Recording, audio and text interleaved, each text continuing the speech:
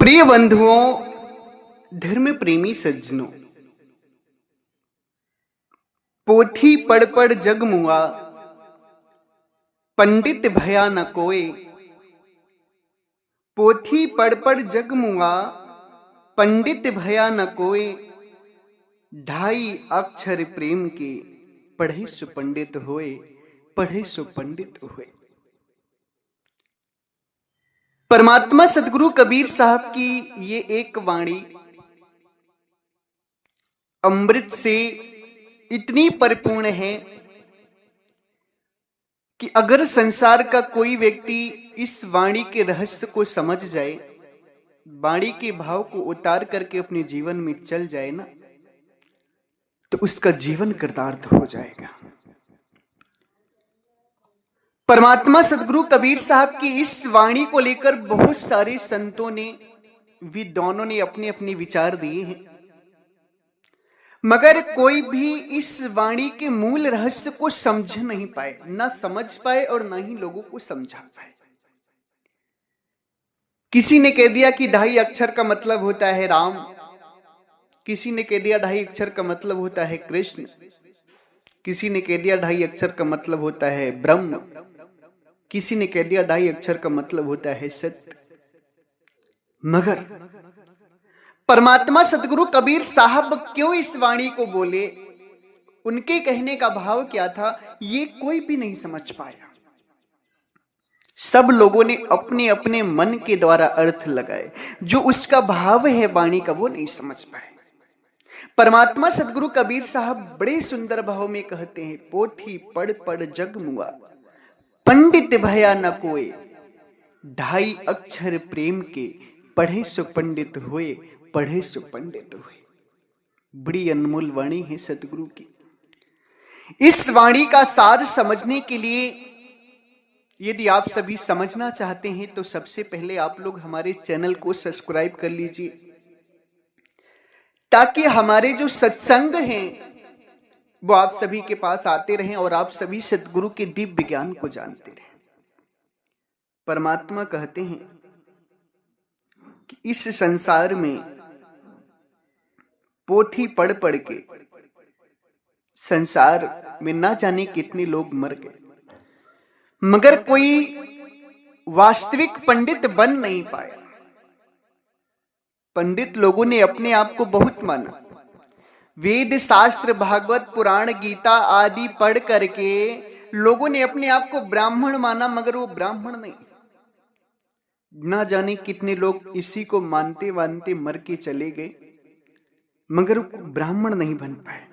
सदगुरु कहते हैं अगर पंडित बनना है ना, तो ढाई अक्षर प्रेम के पढ़े सो पंडित होए। ढाई अक्षर प्रेम के पढ़ लो, ढाई अक्षर प्रेम को जान लो, तुम पंडित बन जाओगे। प्रिय सज्जनों, इस पे अब विचार करना है आप सभी को। साहिब कहते हैं कि आजकल के ब्राह्मण लोग क्या करते हैं, पंडित लोग वेद शास्त्र पुराण गीता भागवत मनुस्मृति आदि ग्रंथों को पढ़ करके अपने आप को ज्ञानी और सर्वश्रेष्ठ मानते हैं कि हम सबसे ज्ञानी हैं, हम सबसे सर्वश्रेष्ठ हैं। मनुस्मृति को पढ़कर, भागवत गीता वेद पुराण आदि को पढ़कर अब वो इंसानों में भेदभाव करते हैं, ऊंच नीच का भेदभाव करते हैं। ब्राह्मण क्षत्रिय वैश्य और शूद्र वर्ण बना दिए। सबसे महान ब्राह्मण होता है उसमें, उनके वर्णों में, उसके बाद क्षत्रिय आता है, फिर वैश्य आता है, फिर शूद्र आता है, जिसमें से शूद्र को न भक्ति करने का अधिकार देते हैं, न शिक्षा ग्रहण करने का अधिकार देते हैं, ना ही परमात्मा का नाम लेने का अधिकार देते हैं, ना ही नए वस्त्र पहन सकते हैं, ना ही जमीन का मालिक हो सकते हैं। जिंदगी भर केवल और केवल गुलामी और जिल्लत भरी जिंदगी देते हैं।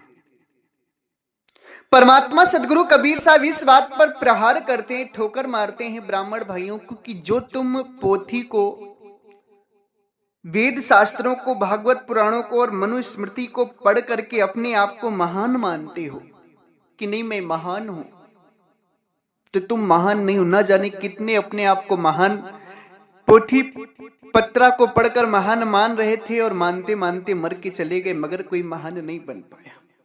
महान तो तुम तब बनोगे जब 2.5 अक्षर प्रेम के पढ़ोगे। 2.5 अक्षर प्रेम का मतलब है कि सबसे प्रेम करना, ऊंच नीच का भेदभाव जो खत्म कर देगा ना, वही सच्चा और महान ब्राह्मण है, पंडित है। जो ऊंच और नीच का भेदभाव रखता है, जो इंसानों से भेदभाव करता है, जो मनुष्यों के प्रति हीन विचार रखता है, ऊंच नीच के विचार रखता है, वो कभी पंडित नहीं हो सकता है, कभी पंडित नहीं हो सकता।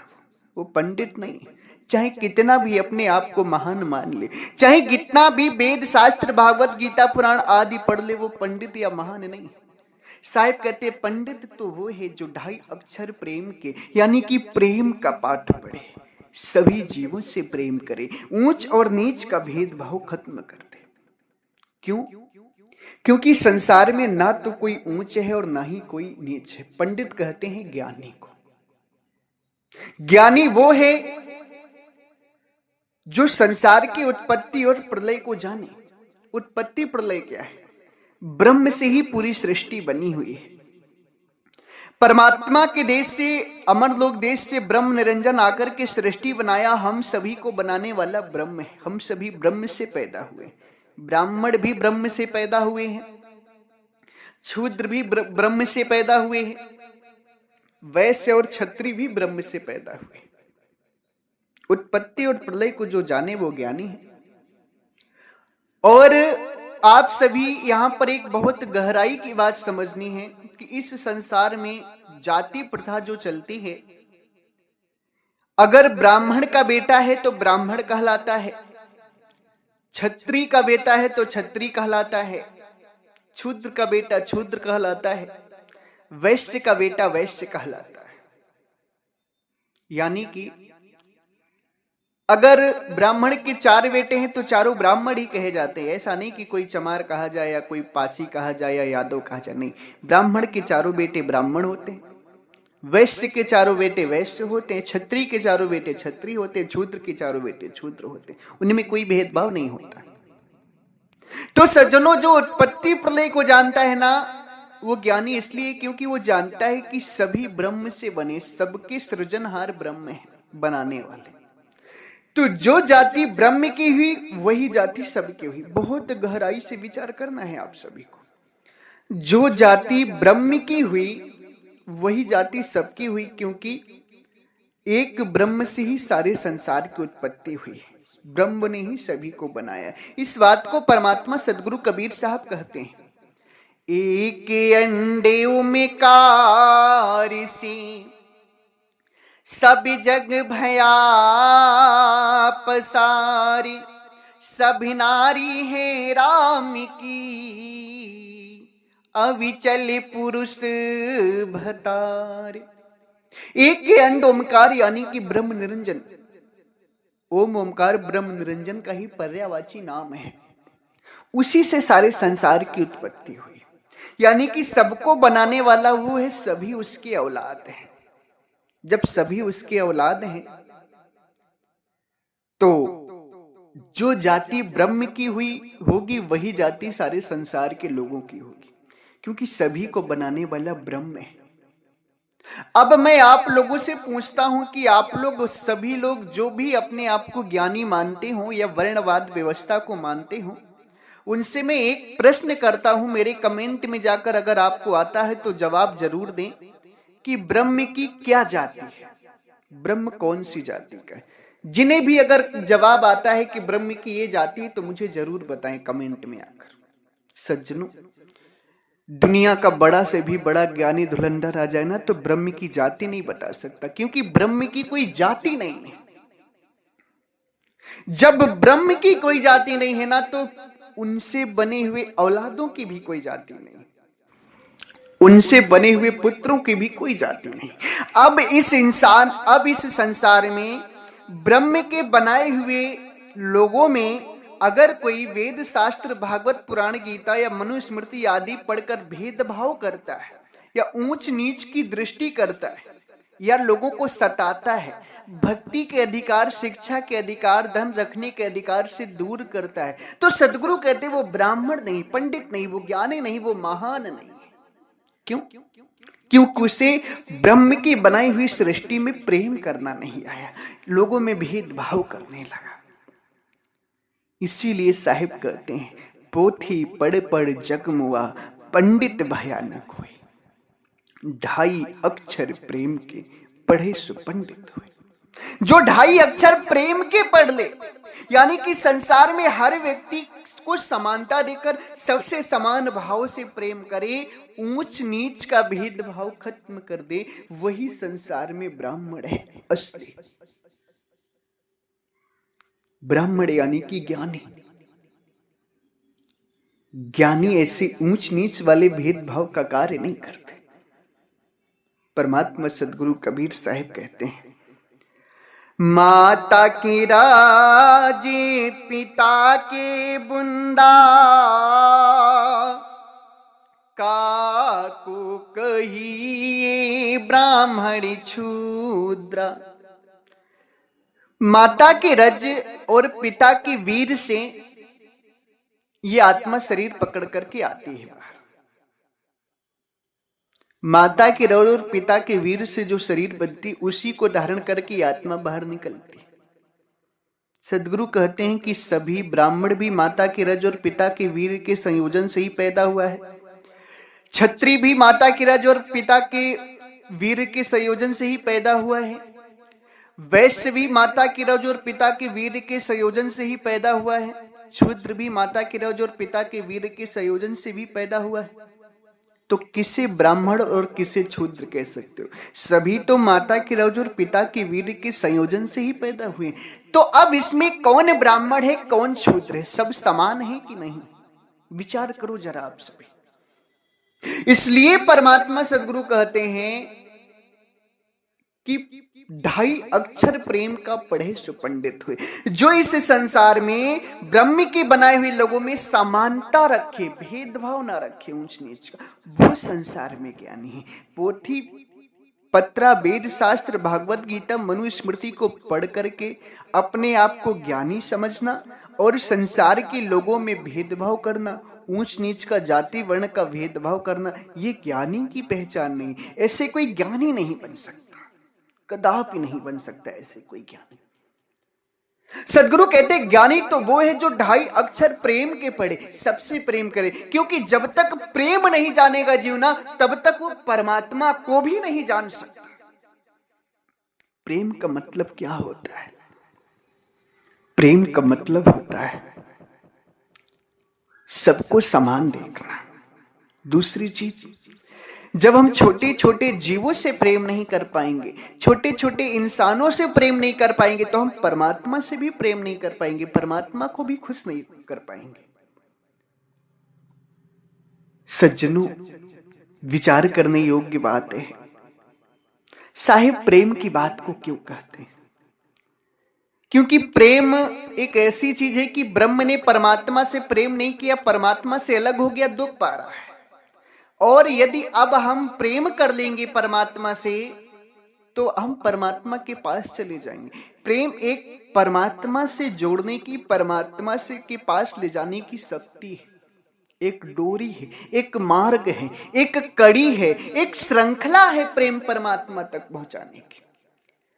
जब ये जीव लोगों से प्रेम करेगा, सभी लोगों से ऊंच नीच का भेदभाव खत्म करके प्रेम करेगा, तो साधु संतों से भी प्रेम करेगा। साधु संतों से प्रेम करेगा तो साधु संत परमात्मा का ज्ञान कराएंगे, तो परमात्मा से भी प्रेम करेगा। और परमात्मा से जब प्रेम करेगा तो परमात्मा कहते हैं, तन की जाने मन की जाने, चित की जाने चोरी हो, उन्हीं साहिब से क्या छुपी है, जिनके हाथ में डोरी हो। परमात्मा तन की भी जानते हैं, मन की भी जानते हैं और चित्त की चोरी भी जानते हैं, क्योंकि तुम्हारे घट घट वासी है परमात्मा। सभी के घटों में परमात्मा है, सर्वव्याप्त है परमात्मा। वो तुम्हारे तन की भी जानते हैं, मन की भी जानते हैं, चित्त की भी चोरी जानते हैं। यदि तुम साधु संतों से प्रेम करोगे, सभी लोगों से प्रेम करोगे और साधु संत के बताए हुए मार्ग से परमात्मा से प्रेम करोगे ना, तो परमात्मा तुम्हारे घट में बैठे हैं, देख रहे हैं, जान रहे हैं। जब तुम प्रेम कर लोगे तो परमात्मा से मिल जाओगे। साहिब कहते हैं, प्रेम बिना ढिग दूर है, प्रेम निकट गुरु कंत। प्रेम अगर नहीं है ना, तो तुम परमात्मा के पास रहकर के भी परमात्मा से दूर हो। तुम्हारी आत्मा परमात्मा में ही सर्वव्याप्त है परमात्मा। तुम्हारी आत्मा परमात्मा में ही है, सर्वव्यापक है परमात्मा। मगर तुम्हारी आत्मा परमात्मा से प्रेम नहीं कर रही है, प्रेम करने की विधि को नहीं जान रही है, इसलिए नजदीक होकर के भी, पास होकर के भी दूर है। और यदि यही तुम प्रेम कर लो ना परमात्मा से, तो प्रेम निकट गुरु कंत। प्रेम परमात्मा तुम्हारे पास है। अगर बहुत दूर भी होंगे कोई ना, तो प्रेम अगर तुम्हारे अंदर है ना, तो तुम्हारे नजदीक होते। जैसे विचार करने योग्य बातें हैं, जिस घर में आप रहते हैं, अगर उस घर में घर के सदस्यों से आपको प्रेम नहीं है, तो साथ रहकर के भी आप लोगों में इतनी दूरियां होती हैं, इतनी दूरियां होती हैं कि साल साल 2-2 साल बात नहीं होती। किसी किसी की तो पूरे जीवन भर बात नहीं होती। प्रेम नहीं है तो पास रहकर की भी दूरी है, और प्रेम है तो 7 समुंदर पार भी यदि आदमी बसा है ना, और आपके अंदर प्रेम है, तो ऐसा लगता है कि वो हमारे समीप है। उसी प्रकार से सदगुरु कहते हैं, प्रेम बिना ढिग दूर है, प्रेम निकट गुरु कंत। परमात्मा से इस आत्मा ने प्रेम नहीं किया, दूर हो गई, और प्रेम कर लेगी तो परमात्मा में ही है, परमात्मा में चली जाएगी। बस सूरत का खेल है। सूरत शरीर में, शरीर से निकाल कर आत्मा परमात्मा का ज्ञान करना है। बहुत सरल है, मगर उस प्रेम करने की विधि को तो जान लो कम से कम। जब तक संसार के छोटे छोटे लोगों से तुम प्रेम नहीं करोगे, छोटे छोटे लोगों से तुम भेदभाव रखोगे, तब तक तुम ना साधु संतों को खुश कर पाओगे और ना ही परमात्मा को खुश कर पाओगे। पहले तो छोटे छोटे लोगों से प्रेम करना सीखो, साधु संतों से, छोटे छोटे लोगों से प्रेम करो। उसके बाद जब तुम्हारा प्रेम सबसे हो जाएगा, तो परमात्मा से भी प्रेम होने में टाइम नहीं लगेगा, क्योंकि वो तो दयालु है, सर्वत्र व्याप्त हैं। वो तन की भी जानते हैं, मन की भी जानते हैं, और चित्त की भी चोरी जानते हैं। जब तुम्हारे अंदर संपूर्ण प्रेम हो जाएगा परमात्मा के प्रति, तो परमात्मा प्रकट हो जाएंगे, तुम्हें अमरलोक देश लेकर चले जाएंगे। तुम्हारे अंदर प्रेम नहीं है, इसलिए परमात्मा तुम्हारे अंदर होकर के भी तुम्हें नहीं मिल रहे। प्रेम की कमी, और सबसे ज्यादा कमी हमारे ब्राह्मण भाइयों में है, प्रेम की कमी, क्योंकि उनके अंदर भेदभाव बहुत ज्यादा है। साहिब कहते हैं, पोथी पढ़ पढ़ जग मुआ पंडित भयानक।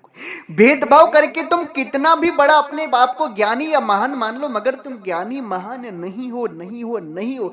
तुम्हारे जैसे ना जाने कितने अपने आप को पोथी पत्रा पढ़ करके ज्ञानी और महान मानने वाले आए, मगर सभी जन्म मरण में पिसते हुए चले गए। कोई महान नहीं बन पाया। अगर तुम्हें महान बनना है तो पोथी पत्रा को छोड़कर 2.5 अक्षर जो प्रेम के हैं उन्हें पढ़ लो। तुमसे बड़ा महान कोई हो नहीं सकता है धरती पर।